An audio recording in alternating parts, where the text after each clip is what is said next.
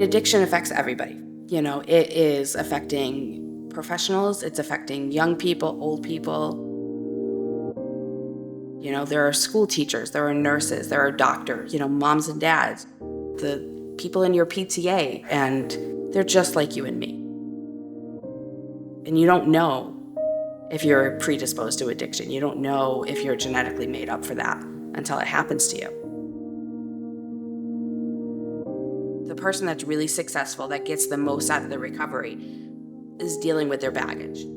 They're working on their health issues. They're working on their psychosocial issues. They're working to heal their family relationships.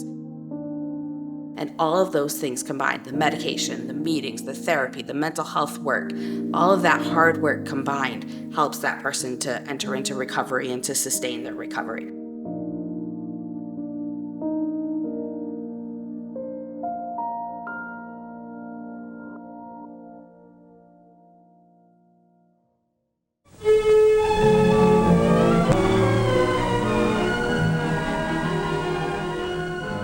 In the 1930s, people with an addiction were thought to be morally flawed and lacking in willpower. Those views shaped society's responses to drug use, which led to an emphasis on punishment rather than prevention and treatment. Then I looked down under his foot and I found this envelope with 6 caps in it. Here's a chemical lab report on it. It's heroin. We now know that addiction is a medical disorder that affects the brain and changes behavior. An estimated 2.7 million Americans have opioid use disorder, and drug overdose deaths in the U.S. since 2000 are nearing 1 million. In 2020, more than 2,000 people in Massachusetts died from an opioid overdose, more than ever before. From 2020 to 2021, Berkshire County saw an 11% increase in opioid overdose deaths.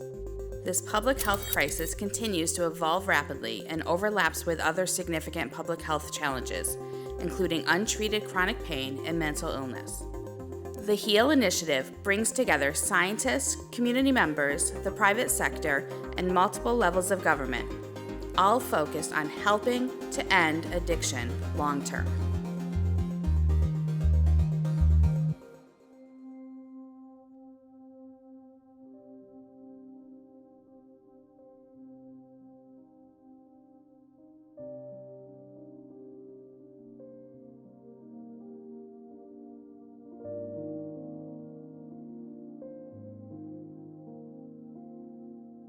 So I agreed to do this because, honestly, there is a huge stigma around drug addiction. Like, once an addict, you're always labeled as that, and it's really, really important that people see that, recovery is possible, and we can go through some really hard things and come out on the other side.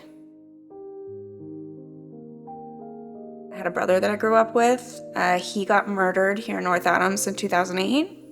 So that was a huge thing that, started my addiction issues, and really, I started really going downhill after that. I was in high school. I had a father figure, and in 2002, he overdosed and died. I was about 12 years old.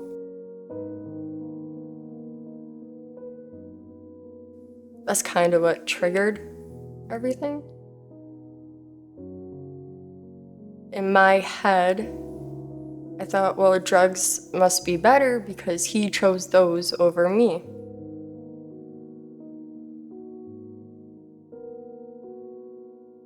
What we know is that certain people are more vulnerable to developing this disease. If you start experimenting early with substances, you're more likely to wire your brain for addiction. If you've had addiction in your family, you're more likely to inherit that vulnerability. If you grew up in a household where there was a lot of trauma or what we call adverse childhood experiences, it doesn't mean you're going to, but it just puts you at higher risk.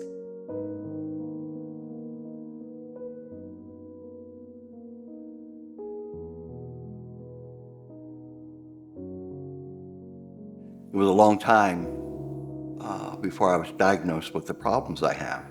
I have PTSD from military service. It seems to be maybe an ultimate trigger. For me, getting into recovery was hard. I wake up in the morning and have to sit on my bed for about 15 minutes and ask my higher power, can I make it? A lot of people think that it's a choice. It's not. A lot of people that become addicted have an injury or something that happened to them. They're prescribed medication, and that's where it begins. I think that's my biggest thing, is really trying to remove the stigma of addiction as anything other than a medical disease. And it really is a brain disease. It's the wiring of the brain combined with life experience. And what we see is that for some people, the dopamine release in the brain is so profound that they want to keep using.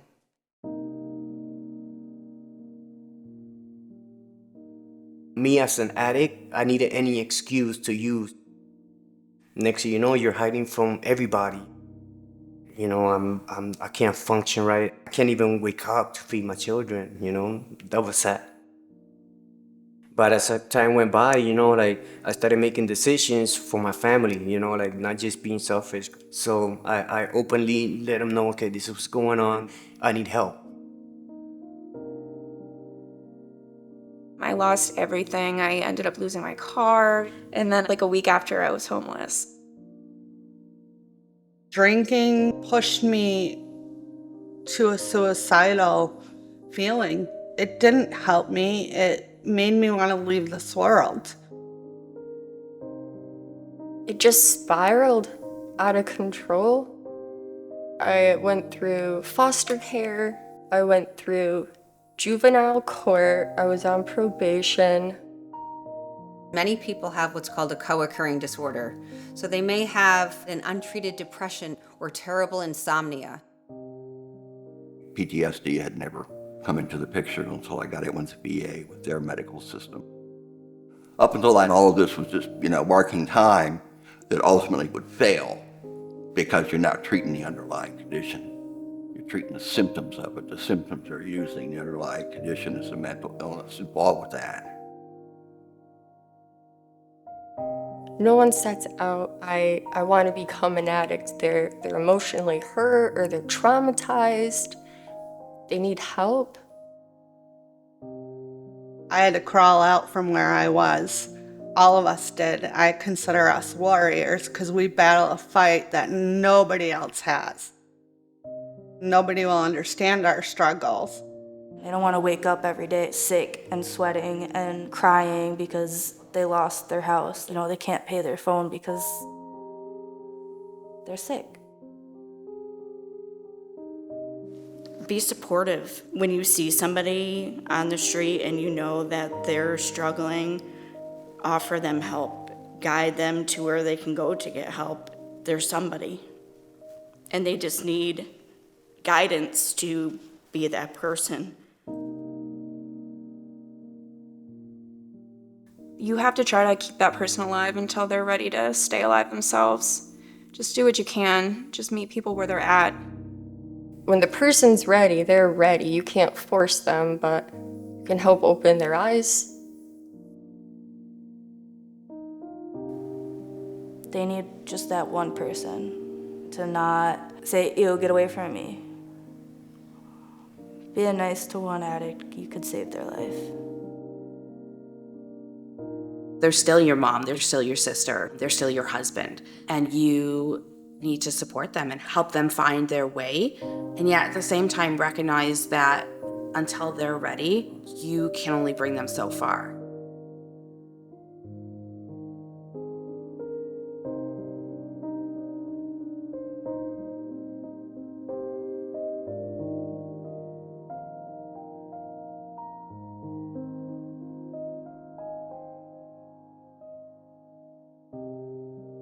So we see everyone on a walk-in basis. Anyone can come in as frequently or infrequently as they need to. We have a risk reduction conversation. We provide them with the supplies that they need for using substances as safe as possible, really creating an individualized, very quick care plan for someone in the, 5 to 15 minutes or so that they're here to meet with us. I was so ashamed that I had started using again, and they never made me feel bad about it. I would disappear for months on end, and they'd call and be like, hey, are you okay? Are you alive? Like, just check in with me. Carrying NARCAN or naloxone is huge. That's the pharmaceutical drug that reverses an opioid overdose. So by me carrying NARCAN, I'm able to potentially save someone. No matter if it's your first time, your 10th time, your 20th time, there's people here to help you. And people, I think, have a perception of what somebody who uses substance looks like or acts like. I can truly say it's inaccurate. People do come here and use services here from every walk of life. Not having access to a syringe is not going to prevent someone from using. It's going to cause someone to reuse a syringe, which causes more harm. So just supporting people regardless of their substance use. Right? Everybody wants to be loved. Everybody wants to be cared for, even people who use drugs.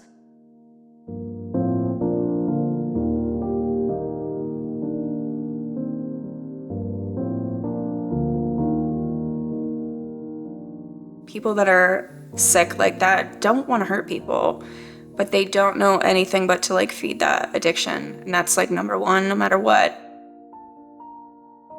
And so the brain becomes wired to seek the dopamine from substances, avoid that amygdala on happiness or despair. And then when people stay stopped, they really struggle because they have cravings, they have a compulsion to use because they just don't feel like themselves or, in their words, normal, because their brain has changed. I was on London Street. I passed out. When I woke up from that overdose, all I wanted to feel was my son's heartbeat, And that's when I felt that feeling of pain, I couldn't do it anymore. What am I doing? I got pregnant young, and the situation wasn't good for the baby. So I let her grandmother take her to give her a better life. That really broke my heart when I lost her, so that finally made me ready. My parents had addiction issues. And so when I was younger, I was like, that'll never be me, that'll never be me. And then to find myself in that park, I was freezing, I was withdrawing. I just cried and I was like, all right, it's time. I think when a loved one comes out to you and tells you that they're struggling, I think the biggest thing is to, really work to support that person. That starts with a phone call, and we get people in that day or the next day. We'll work with the person seeking help and do what's called treatment matching. And we offer different options. It may be recovery coaching, it may be our day program. We have individual therapy, and we have medication. We have nurses who are dedicated to addiction treatment. I called, and she said she would take me. She would send the papers up to the prison so I could get parole. July 17, 2020, I came to the Berkshires, and my life started.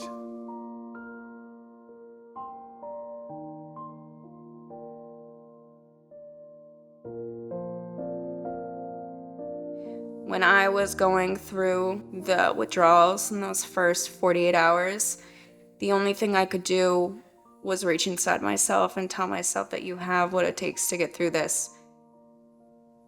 You have what it takes inside you, and that's all you need. I was there in the hospital bed, and this person came in and talked to me for, half an hour, 45 minutes. And they said, we'll be back tomorrow to talk to you. Sure enough, they were back and had my outpatient treatment plan all laid out. And the following day, I was in outpatient treatment. So that continuity of contact with mental health professionals is what did it for me. I was at the detox and they made me go to this group. And I remember looking up and the recovery coach was my brother's best friend. And she was like, oh my God, like, I'm so happy you're alive. You were really ready to do this. And I was like, yeah, I think I am.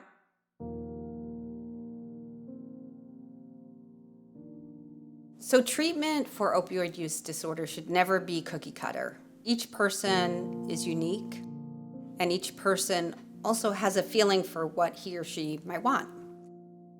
With that being said, if we want to help someone feel relief from that gnawing craving and withdrawal, we want to give them medication. And the two medications that really address that are methadone and buprenorphine. They're FDA approved, they've been road tested. So I recommend that anyone who wants to stop using opioids get on medication. I'm on methadone. I've been on it for the 1.5 years now. I just started to decrease, so I'm gonna hopefully get off of it sooner than later. It really helps with cravings. It helps with the body aches. Body aches are awful. I started with Suboxone, and I ended up tapering down, and now I'm the Sublocade injection. People feel that if you're on medication to help you with an addiction, that it's still an addiction. But it's not. It's safe. It's protecting your life. It's protecting your family. It's protecting your friends. It's important to know that brains can and do heal, but they don't heal after a week in detox, and they don't heal after, a month of day treatment. It's a slow process, and it probably takes a few years to really maximally heal the brain. So those old models of go away for a month and then come back and resume all your responsibilities, that's just not cutting it. The miracle for me is that I can live my life without having to have to deal with cravings, an intense urge to stop at the package store. None of that. Went to the Brain Center down here on East Street in Pittsfield, and I have a shot scheduled of a medication called Sublocade. At the same time, I have to do a drug screen. Here we go. If we don't address it with medication, people almost always feel craving, withdrawal, they can't sleep, they're irritable, they can't concentrate. Okay, so ready to go. Thank you very much. See you in a month. If they get buprenorphine or methadone, it addresses those deficit feelings. Right lower. There you go. Little burn. You got that down to science. I bet you've probably done a couple thousand. Probably.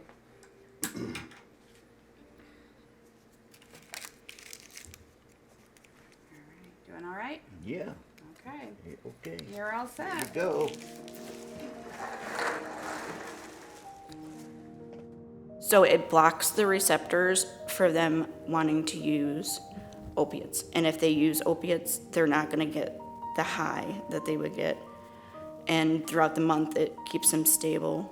So every day they don't have to worry about if they forgot to take their medicine. And people who are interested in learning about it, they should check it out because it's available throughout the county and there's no real barrier the way there was 20 years ago. If people want methadone, there's Spectrum, which is in North Adams, Great Barrington, and Pittsfield. And if people want buprenorphine, some people call it Suboxone, all of our emergency departments are trained up and eager to give people Suboxone or buprenorphine for opioid use disorder. So if you decide at 3 a.m. you're ready to get help, go to your local emergency department.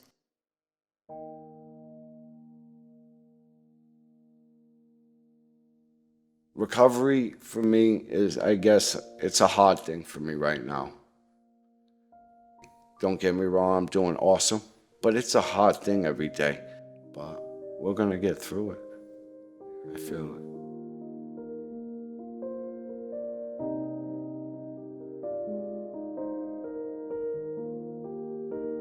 What makes me most happiest today? That I accomplished being sober. Look at me. Look at me. I ain't never thought this in my life. I don't get high no more. Do I think about it? Every day. But do I act on my thoughts? Nah, it's just a thought today. I learned how to do that.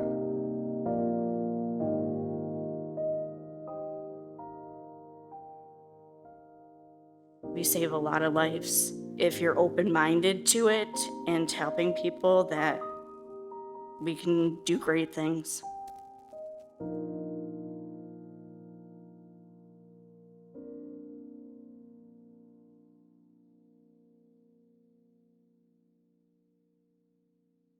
The one thing they don't tell you when you get sober is that you're extremely fertile all of a sudden.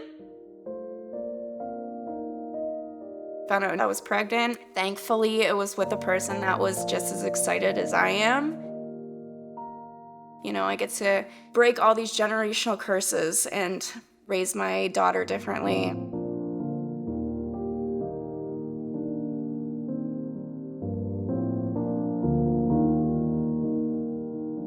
Recovery is a lot of self-work, doing some sit-down work with yourself, a lot of soul searching, an abundance of forgiveness of yourself, asking for forgiveness from others. I'm proud of where I am now. I started a foundation called Have Hope Initiative and started working in the public to educate, created peer support, started educating families, and my hopes are to, somehow break stigma. I know my family was very hush-hush, like you hid mental illness behind a closed door, or you didn't talk about your family secrets, so you hide these people, I am that person that is in recovery, and I'm not ashamed to speak my truth anymore.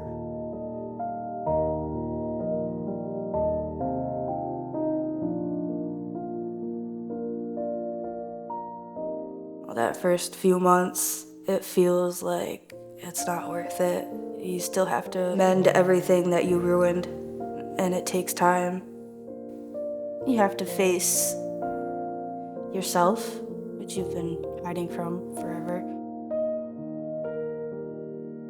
I'm just taking the time to pay back some debt, hopefully get my license back.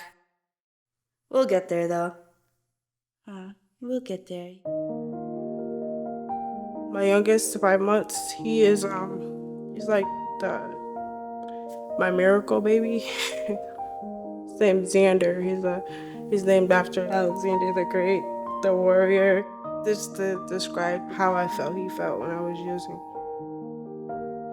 And he's 5 months now, and I'm 6 months sober today. I try not to hold resentments against anything from the past, because that's just my disease telling me what I need to be upset about, so I just try to keep a positive mindset. My ultimate goal is I want to be a drug and alcohol counselor. Trying to get my son into daycare and start slowly into working towards that goal.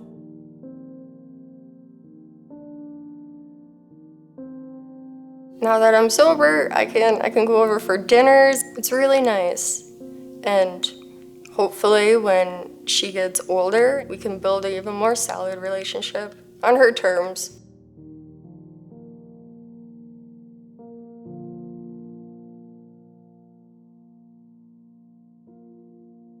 I've been a hairdresser for years, but I quit doing it because I couldn't do it and do drugs at the same time, so I was waitressing. I got my hairdressing license reinstated and like got right back to work immediately. My boss is also my sponsor, so even when I'm at work, she knows what's going on in my life. So I like really wrapped myself in every kind of like protection that I could to stay sober. So everybody in my life kind of knew where I was at, you know? You're not alone. You know, you're not alone. You know, there's a lot of people that are going through the struggle. And sometimes we think we got it bad. There's people who has it worse.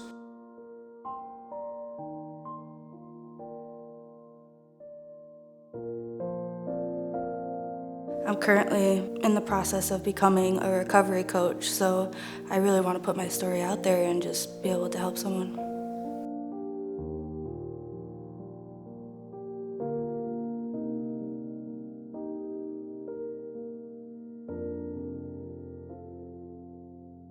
I could be cruel and cynical and just as hateful as what I went through, or break, you know, the cycle and be nice and try to make people smile. And why would you want people to feel the hurt you did, you know?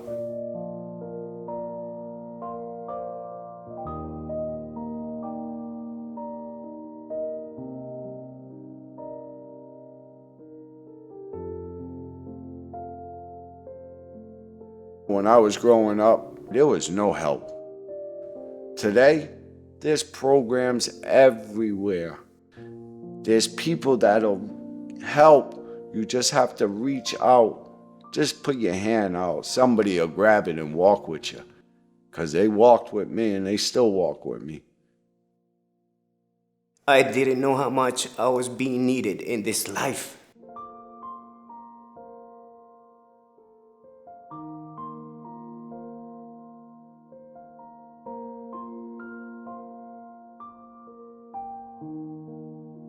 Being sober, I have a life that's comparable to none, honestly.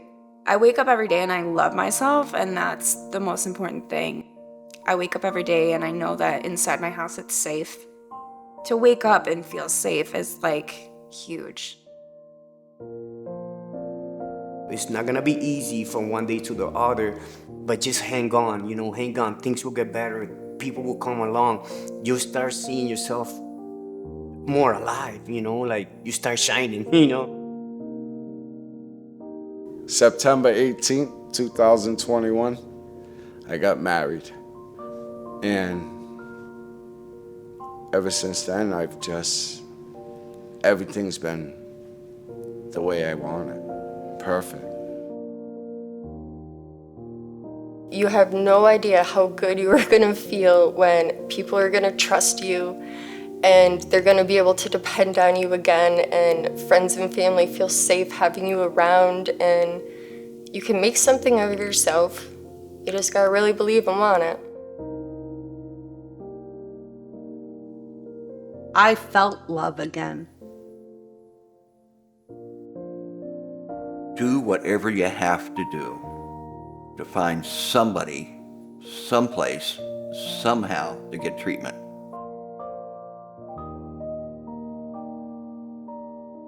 You know, being able to see the transformation that comes as they put their lives back together has been really great and wonderful, and I want other people to realize that that's out there and that's possible.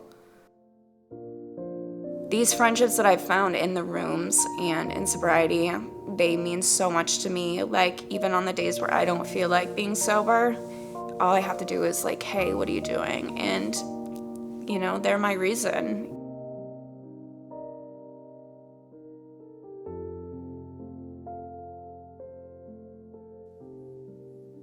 It's gonna be the biggest battle of your life, but it's so gonna be worth it in the end.